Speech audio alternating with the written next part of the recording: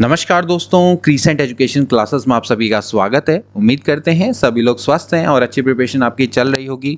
Uttarakhand LT 2024 की exam की date दोस्तों काफ़ी करीब है। 18 अगस्त को दोस्तों आपका एग्ज़ाम होने वाला है और एग्ज़ाम करीब है तो फिर आपको काफ़ी स्ट्रेस भी हो रहा होगा।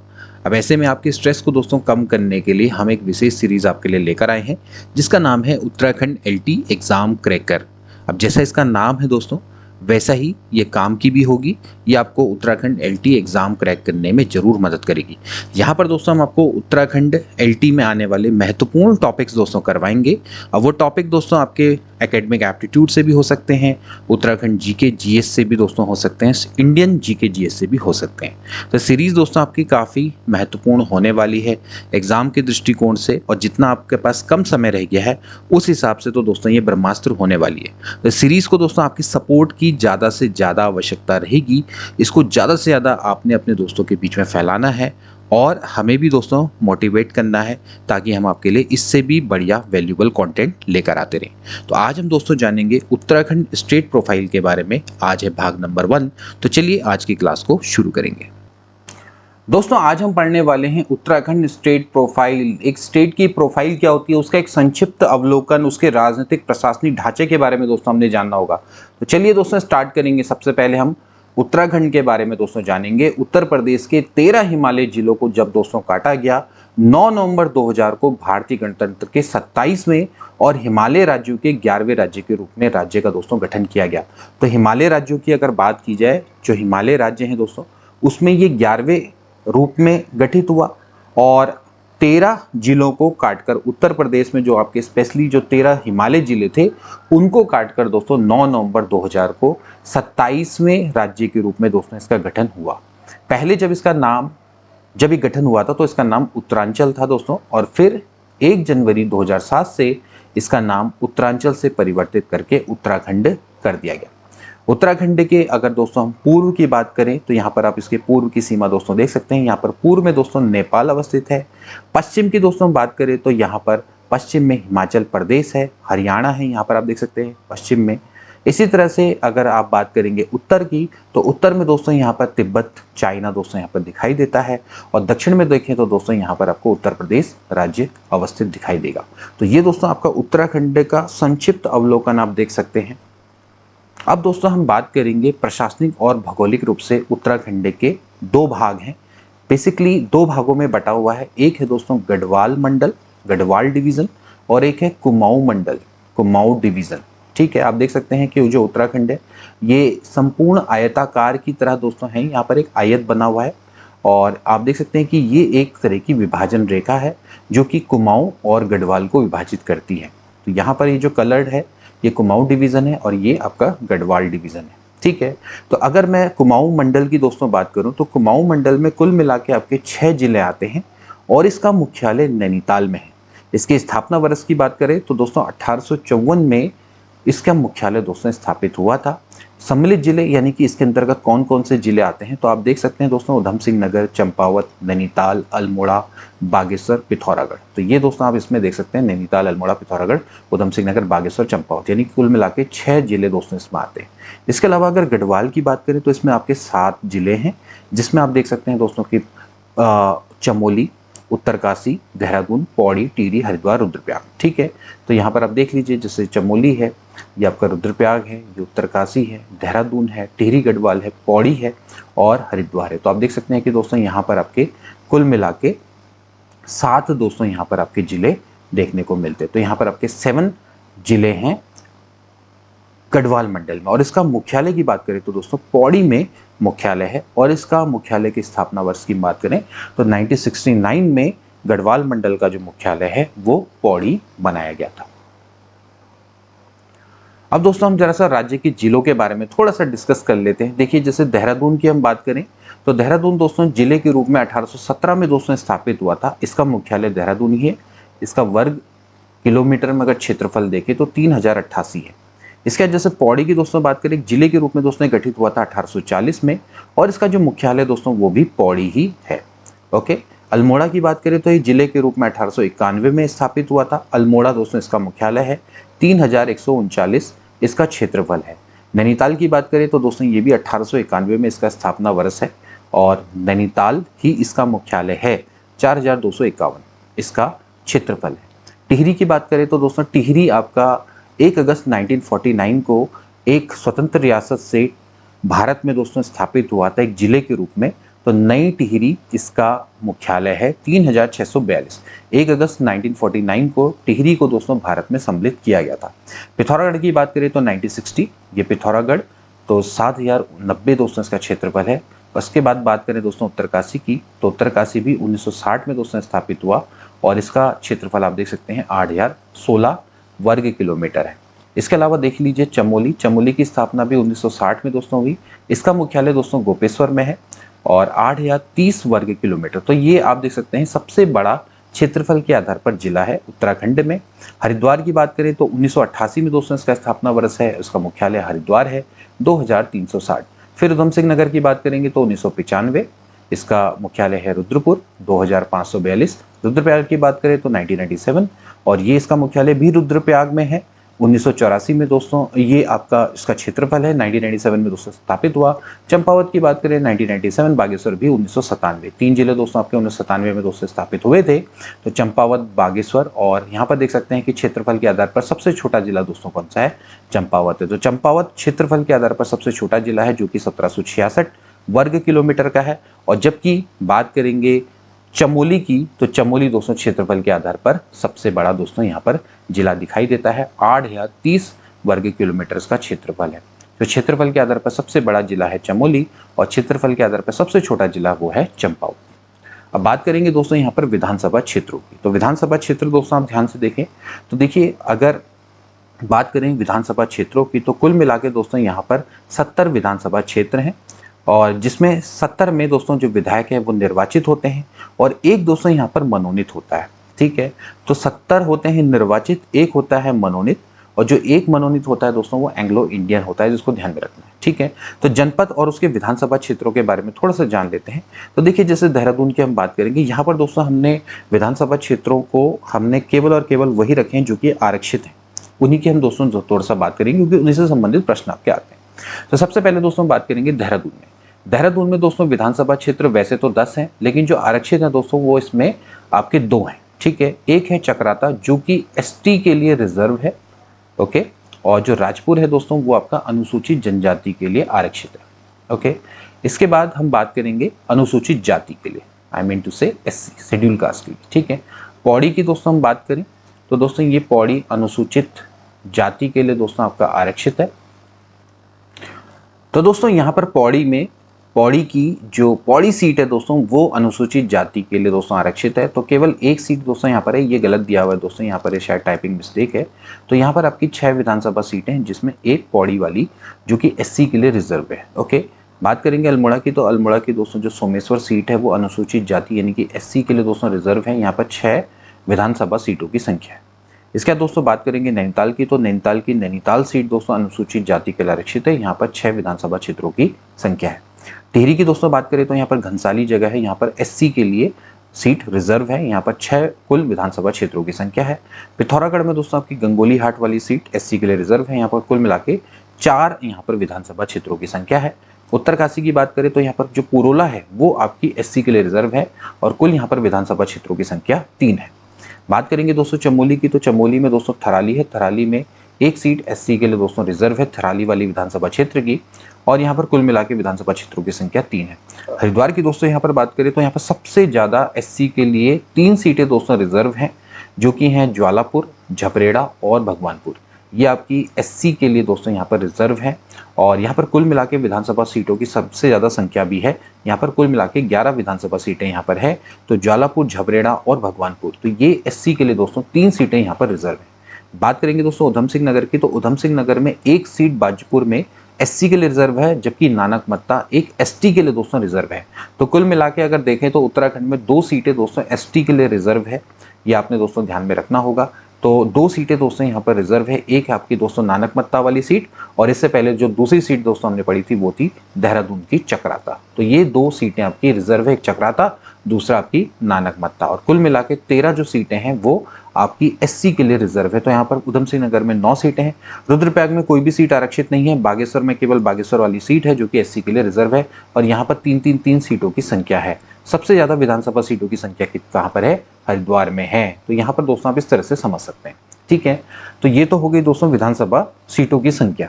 अब दोस्तों बात करेंगे राज्य में, तो राज्य में आपकी फिलहाल 11 तहसीलें हैं। तो 11 तहसीलों में से दोस्तों आप देख सकते हैं कि सबके अंदर जो तहसील है, तहसीलों की संख्या यहाँ पर दी गई है। तो अगर देखा जाए तो यहाँ पर जो पिथौरागढ़ है, पिथौरागढ़ में दोस्तों आपको सबसे ज़्यादा तहसीलें दोस्तों दिखाई देंगी।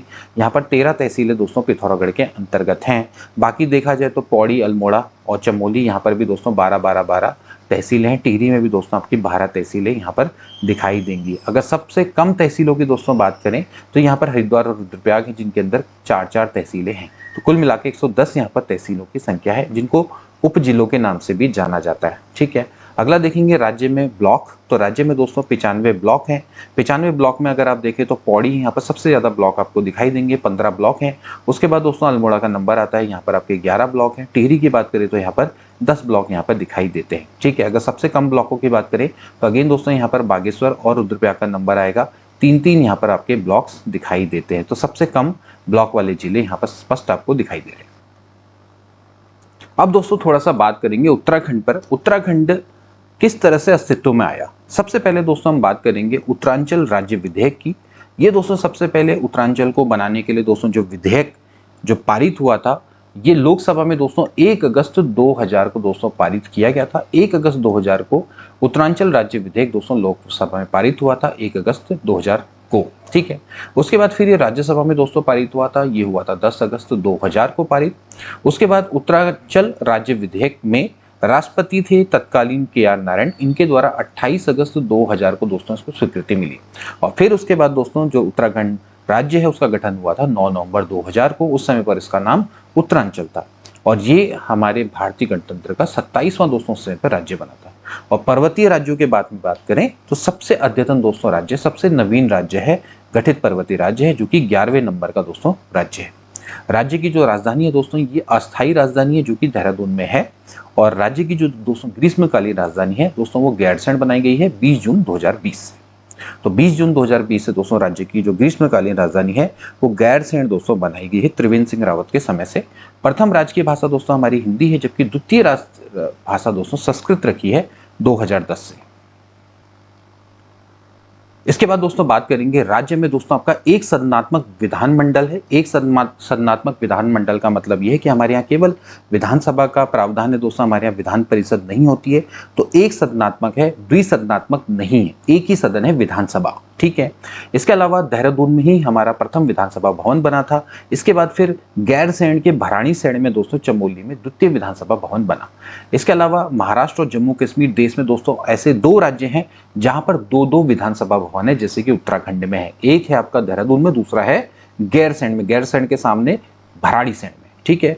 और 9 नवंबर 2000 की दोस्तों बात करें तो जब उस समय पे उत्तराखंड का गठन हुआ था उत्तरांचल का, तो उस समय पर 30 सदस्य थे, इनको विधानसभा के द्वारा दोस्तों गठन किया गया था। तो 30 सदस्यीय दोस्तों विधानसभा थी, इसका प्रथम गठन दोस्तों हुआ था। तो उस समय पर अंतरिम सरकार दोस्तों बनी थी, ठीक है। तो उस समय पर हमारे उत्तराखंड के प्रथम मुख्यमंत्री कौन बने थे? नित्यानंद स्वामी, ठीक है। तो 30 सदस्यीय विधानसभा थी, इसके रूप में दोस्तों प्रथम गठन हुआ था। जैसे आज के समय पर हमारे कितने हैं? 70 सदस्य हैं विधानसभा में और एक मनोनीत है, तो कुल मिला के 71 है देखा जाए तो, ठीक है। उस समय पर 30 सदस्यों से ही आपका क्या हुआ था? विधानसभा का गठन हुआ था अंतरिम, ओके। इसके बाद 9 जनवरी 2001 से देहरादून में हमारे प्रथम विधानसभा सत्र दोस्तों चला था। उसके अलावा अगर बात करें गैरसैंण में, तो गैरसैंण में भी दोस्तों हमारा प्रथम विधानसभा सत्र चला था, लेकिन ये चला था 2014 में 9 से 11 जून के बीच में गैरसैंण के स्कूल कॉलेजों में, क्योंकि उस समय पर दोस्तों जो गैरसैंण है, गैरसैंण का जो विधानसभा भवन है वो बन रहा था। तो फिलहाल जो गैरसैंण के स्कूल कॉलेजेस हैं वहीं पर ही दोस्तों हमारा प्रथम विधानसभा सत्र चला था 2014 में।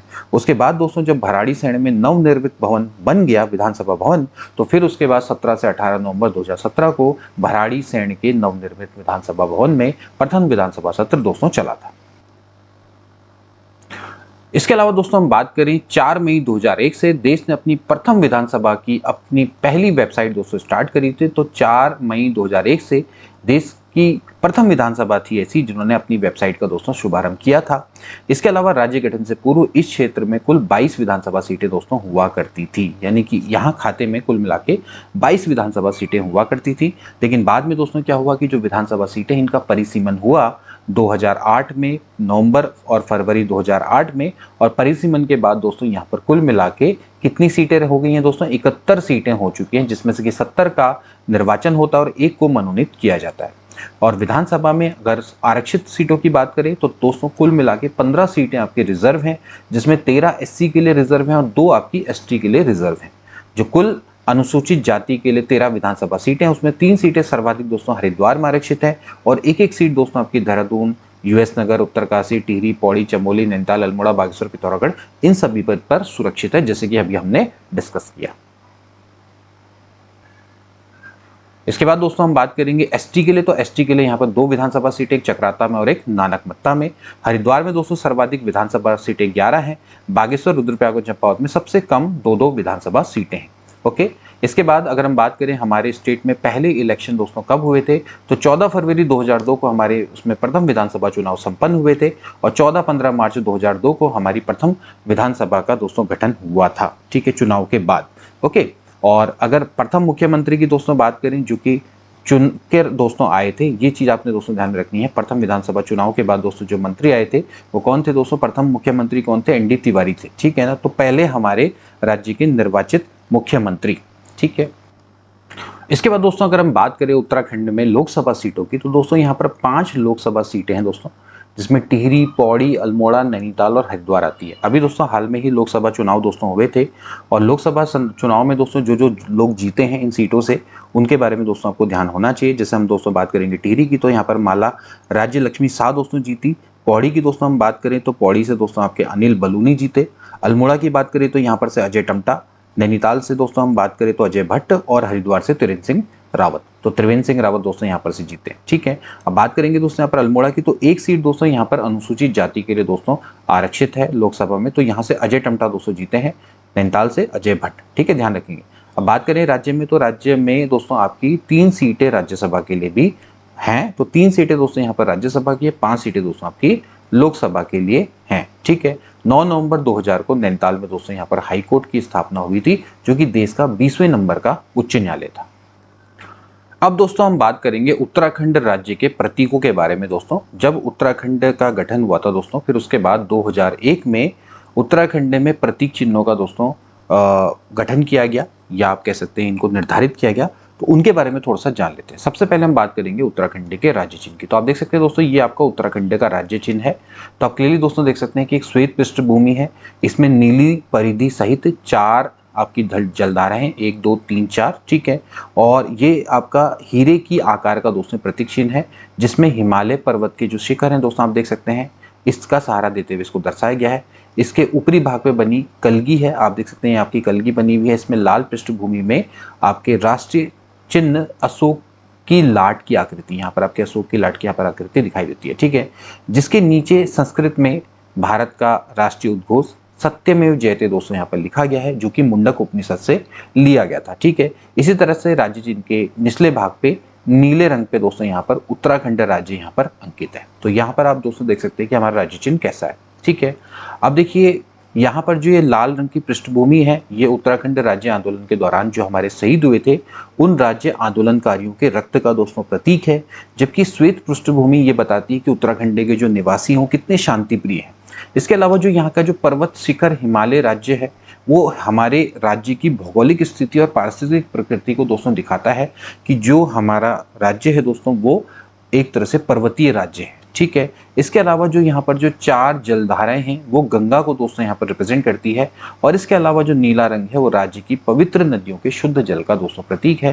तो आप देख सकते हैं कि जो यहाँ पर राज्य का जो दोस्तों जो चिन्ह बनाया गया है वो अपने आप में दोस्तों कितना विशिष्ट है और उसके हर कलर का कितना महत्व है। ओके, अब बात करेंगे दोस्तों हम राज्य पुष्प की। तो राज्य पुष्प दोस्तों हमारा ब्रह्म कमल है। अब देखिए दोस्तों, जो ये राज्य पुष्प है ये मध्य हिमालय क्षेत्र में दोस्तों पाया जाता है 4800 से 6000 मीटर की ऊंचाई पर। ये दोस्तों ब्रह्म कमल जो कि उत्तराखंड सरकार ने हमारा राज्य पुष्प घोषित किया है। अब ये दोस्तों एस्टेरेसी कुल का पौधा है, वैज्ञानिक नाम इसका सोसूरिया अबवेलेटा होता है। उत्तराखंड में इसकी कुल मिला के 24 प्रजातियां पाई जाती हैं, जबकि पूरे विश्व में दोस्तों इसकी 210 प्रजातियां पाई जाती हैं। अब यहाँ पर लोसूरिया ग्राम नीफोलिया, जिसको हम फेन कमल बोलते हैं, सबसे ऊंचाई पर पाई जाने वाला दोस्तों ये ब्रह्म कमल की प्रजाति है। ये दोस्तों इसकी प्रजातियां हैं सोसूरिया लप्पा, सोसूरिया सिमेसोनिया, सोसूरिया ग्रासोफिफेरा, कस्तूरा कमल। ये आपकी उत्तराखंड में पाई जाने वाली इसकी प्रमुख प्रजातियां हैं। फेन कमल सबसे ऊंचाई पर दोस्तों पाया जाता है। ब्रह्म कमल, फेन कमल, कस्तूरा कमल के जो पुष्प होते हैं बैंगनी रंग के दोस्तों होते हैं। इसके अलावा उत्तराखंड में फूलों की घाटी, केदारनाथ, शिवलिंग बेस, पिंडारी ग्लेशियर, यहाँ पर दोस्तों ये अधिक मात्रा में पाए जाते हैं। स्थानीय भाषा में दोस्तों ब्रह्म कमल को कौल पदम के नाम से जाना जाता है। महाभारत के वन पर्व में इसे सौगंधिक पुष्प दोस्तों कहा गया था।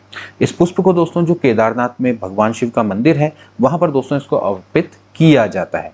ब्रह्म कमल के पौधे की दोस्तों जो ऊंचाई है वो 70 से 80 सेंटीमीटर होती है। जुलाई और सितंबर के बीच में दोस्तों मात्र 3 माह के लिए फूलता है। ठीक है, अब बात करेंगे दोस्तों राज्य पक्षी मोनाल की। मोनाल दोस्तों हिमालय के मयूर के नाम से दोस्तों प्रसिद्ध है। हमारे राज्य का राज्य पक्षी है मोनाल। ओके, और ये संपूर्ण हिमालय क्षेत्र में 2,500 से 5,000 मीटर की ऊंचाई में घने जंगलों में दोस्तों पाए जाते हैं। मोनाल और डफिया दोस्तों ये एक ही प्रजाति के पक्षी होते हैं। मोनाल मादा पक्षी होती है, डफिया नर पक्षी होता है। मोनाल का वैज्ञानिक नाम लोफोफोरस इम्पीजेनस होता है। स्थानीय भाषा में दोस्तों इसको मोनाल या फिर मनियाल के नाम से जाना जाता है। तो आप देख सकते हैं दोस्तों ये मोर के तरह का होता है। इसकी पूंछ हरी होती है, मोर की तरह ही इसके नर के सिर पर रंगीन कलगी टाइप की दोस्तों होती है। ओके, ये वनस्पति कीड़े मकोड़े आलू खाता है। आलू इसका प्रिय भोजन है। अगला देखेंगे दोस्तों हमारा राष्ट्रीय पशु वो है कस्तूरी मृग। आप देख सकते हैं कितना सुंदर ये पशु है और जो कि 3600 से 4400 मीटर की ऊंचाई पर दोस्तों पाया जाता है। और ये मृग राज्य के केदारनाथ, फूलों की घाटी, उत्तरकाशी, पिथौरागढ़ जनपद में 2 से 5,000 मीटर की ऊंचाई पर दोस्तों यहाँ पर ये पाए जाते हैं। इन मृग की दोस्तों यहाँ पर 4 प्रजातियां हैं और ये कस्तूरी मृग उत्तराखंड के अलावा कश्मीर, हिमाचल प्रदेश, सिक्किम सभी राज्यों में पाए जाते हैं। वैज्ञानिक नाम इसका मास्कस काइसोगास्टर है। हिमालयन मस्क डियर के नाम से भी दोस्तों प्रख्यात है। ये मृग दोस्तों आपका भूरे रंग का होता है। लगभग ये 20 वर्ष जीता है। और कस्तूरी जिसकी हम बात कर रहे हैं वो केवल नर मृग में पाई जाती है, मादा मृग में नहीं पाई जाती है। ठीक है, एक मृग में सामान्यतः 30 से 45 ग्राम तक की कस्तूरी प्राप्त होती है और इसका प्रयोग दोस्तों सुगंधित सामग्रियों के अलावा कुछ दवा बनाने में भी काम आता है, कुछ औषधियां बनाने में काम आता है, जैसे कि निमोनिया, हृदय रोग, टाइफाइड, मिर्गी, ठीक है, आदि रोगों के औषधियों के निर्माण में इसका प्रयोग होता है। अब कस्तूरी मृग दोस्तों एक ऐसा मृग है दोस्तों जो कि विलुप्ति की कगार में है। तो सरकार के द्वारा इसके संरक्षण के कई सारे प्रयास किए गए। इसमें सबसे पहला प्रयास था दोस्तों 1972 में सरकार के द्वारा चमोली के केदारनाथ वन्य जीव प्रभाग के अंतर्गत 967.2 वर्ग किलोमीटर में कस्तूरी मृग विहार की स्थापना की गई। इसके अलावा 1977 में मेहरोड़ी कस्तूरी मृग अनुसंधान केंद्र की स्थापना की गई। 1986 में पिथौरागढ़ में अस्कोट अभ्यारण्य की दोस्तों स्थापना की गई। इसके अलावा 1982 में चमोली जिले में कांचुला खर्क में एक कस्तूरी मृग प्रजनन एवं संरक्षण केंद्र की स्थापना की गई। सारे के सारे फैक्ट्स दोस्तों आपके बड़े महत्वपूर्ण हैं। इसके बाद बात करेंगे हमारे राज्य वृक्ष बुरांस की। बुरांस हमारा दोस्तों राज्य वृक्ष है। आप देख सकते हैं कितना सुंदर ये वृक्ष है। इसका वनस्पति नाम रोडोडेंड्रॉन अर्बोरियम है। ये एक दोस्तों पर्वतीय वृक्ष है जो कि विशुद्ध पर्वत में उगता है, मैदान में दोस्तों नहीं उग सकता। ये 1500 से 4000 मीटर की ऊंचाई तक मिलने वाला दोस्तों ये पुष्प है जो कि चटक लाल कलर का दोस्तों होता है। लेकिन अगर आप इससे ऊंचाई पर जाएंगे तो फिर फूलों का रंग क्या होता है, गहरा लाल और फिर हल्का लाल हो जाता है। 11,000 फीट की ऊंचाई पर दोस्तों जाएंगे तो फिर ये सफेद रंग का दिखने लग जाता है। सफेद कलर के दोस्तों बुरांस पाए जाते हैं। आप देख सकते हैं किस कलर का है। अब बुरांस का फूल दोस्तों मकर संक्रांति के बाद गर्मी बढ़ने के संग संग धीरे खिलना स्टार्ट होता है, फिर बैसाखी तक ये पूरी तरह से खिला हुआ दिखाई देता है। बुरांस के फलों का जो जूस होता है दोस्तों हृदय रोग के लिए काफी लाभकारी होता है, आपने पिया होगा। और बुरांस के फूलों के रंगों के फूलों से दोस्तों रंगों का भी निर्माण होता है। ओके, इसके अलावा इसके वृक्ष की दोस्तों ऊंचाई की बात करें तो 20 से 25 फीट का होता है। इसकी लकड़ी काफी मुलायम होती है। बुरांस के अवैध कटान के कारण वन अधिनियम 1974 में इसे एक संरक्षित वृक्ष घोषित किया गया है। क्योंकि इसका बहुत अवैध कटान होता था तो इसको संरक्षित वृक्ष घोषित किया गया है 1974 के वन अधिनियम में। अब दोस्तों इसके बाद हम बात करेंगे कुछ अन्य जो हमारे राज्य के प्रतीक हैं, जैसे कि फुटबॉल हमारा दोस्तों राज्य खेल 2011 में दोस्तों घोषित किया गया। ये वो प्रतीक थे दोस्तों जो इससे पहले हम पढ़े थे 2001 में किए गए, लेकिन समय के संग संग दोस्तों और भी हमारे उत्तराखंड के राज्य प्रतीक हैं जो दोस्तों घोषित किए गए। सबसे पहले हम बात करेंगे फुटबॉल की। 2011 में दोस्तों हमारा राज्य खेल ये घोषित किया गया। इसके अलावा ढोल 2015 में यह हमारा राज्य वाद्य घोषित किया गया। कॉमन पिकॉक 2016 में दोस्तों राज्य तितली घोषित की गई। और इसके अलावा दोस्तों हमारा जो राज्य गीत है ये श्री हेमंत बिष्ट के द्वारा लिखित है फरवरी 2016 में। इसका नाम है उत्तराखंड देवभूमि मातृभूमि शत वंदन। ये हमारा दोस्तों क्या है राज्य गीत है, जिसको कि फरवरी 2016 में श्री हेमंत बिष्ट द्वारा लिखा गया और फरवरी 2016 में इसको दोस्तों हमारा राज्य गीत घोषित किया गया। तो ये दोस्तों हमारे उत्तराखंड से संबंधित कुछ महत्वपूर्ण प्रतीक थे जिनको समझना आवश्यक है। इसके अलावा 10 मई 2011 को हमारे राज्य में बाल अधिकार संरक्षण आयोग का गठन हुआ। 10 मई 2003 को अल्पसंख्यक आयोग का गठन हुआ। 2011 में राज्य में सेवा का अधिकार कानून का निर्माण हुआ और 13 मार्च 2013 में सेवा के अधिकार आयोग की स्थापना हुई। तो ये था दोस्तों उत्तराखंड स्टेट प्रोफाइल एक नज़र में। आई होप कि दोस्तों आपका ये लेक्चर अच्छा लगा होगा। अगर अच्छा लगा है तो अपने दोस्तों के बीच में जरूर शेयर करिएगा। मिलेंगे ऐसे ही इंपॉर्टेंट उत्तराखंड एलटी में आने वाले टॉपिक के संग नेक्स्ट क्लास में। तब तक के लिए take care and good bye.